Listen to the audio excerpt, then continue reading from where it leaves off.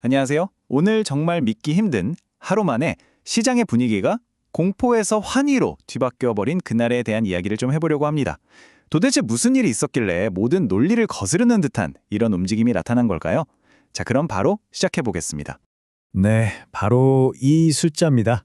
플러스 5.35%. 코스피 지수가 단 하루 만에 이렇게 폭등했습니다.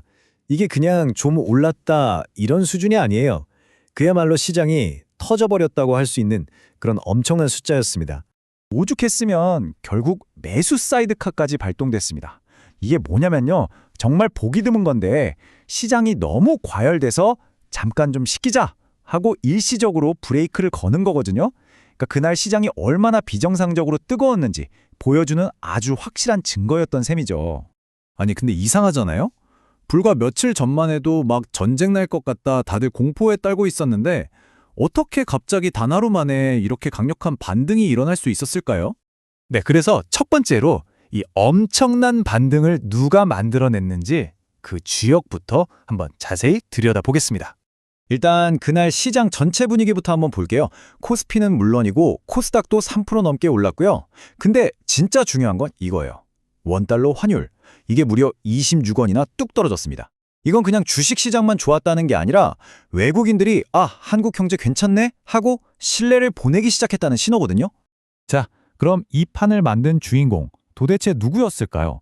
누가 이렇게 돈을 쏟아부었는지 한번 보죠. 이거 보세요. 답이 바로 나오죠. 외국인이란 기관은 미친 듯이 사들였는데 우리 개인 투자자들, 그러니까 개미들은 무려 1조 8천억 원어치를 팔아치웠습니다. 한창 오르는 장에서 던진 거죠. 여기서 우리가 주목해야 할 숫자가 바로 이겁니다. 1조 9,770억 원. 이게 외국인들이 단 하루, 딱 하루 만에 우리나라 시장에 쏟아부은 돈이에요. 이건 그냥 주식 좀 사볼까 하는 수준이 아니죠. 말 그대로 한국의 미래에다가 1조 원짜리 베팅을 한 겁니다. 자, 그럼 이제 제일 궁금한 부분이죠. 도대체 외국인들은 뭘 믿고 이렇게 과감하게 들어왔을까요? 그 단서는 의외로 아주 먼 곳에 있었습니다. 이게 그날 벌어진 글로벌 연쇄 반응이에요. 한번 따라가 볼까요? 먼저 미국 대통령이 이란 문제에 대해서 한마디를 딱 던졌어요. 더 이상 확전은 없다는 뉘앙스로요. 그러니까 당장 치솟던 국제 유가가 진정되기 시작했죠. 유가가 잡히니까 인플레이션 공포가 싹 가라앉았고요. 이 분위기를 타서 한국 원화 가치가 갑자기 확 뛰어오른 겁니다. 바로 이 순간 이걸 지켜보던 외국인들이 지금이다! 하고 돈을 들고 밀물처럼 들어온 거죠. 오케이, 그럼 왜 돈이 들어왔는지는 알겠어요. 그럼 그 1조 원이 넘는 돈은 다 어디로 갔을까요? 누가 이 돈벼락을 맞았는지 한번 보겠습니다. 네, 예상하셨을 수도 있는데 역시 반도체였습니다. 삼성전자가 8.3%, SK하이닉스는 무려 12% 넘게 폭등했어요. 이건 뭐 한국의 심장이라고 할 수 있는 반도체 산업에 대한 믿음이 완벽하게 부활했다, 이렇게 볼 수 있는 거죠. 근데 이 좋은 분위기가 반도체에서만 끝난 게 아니에요.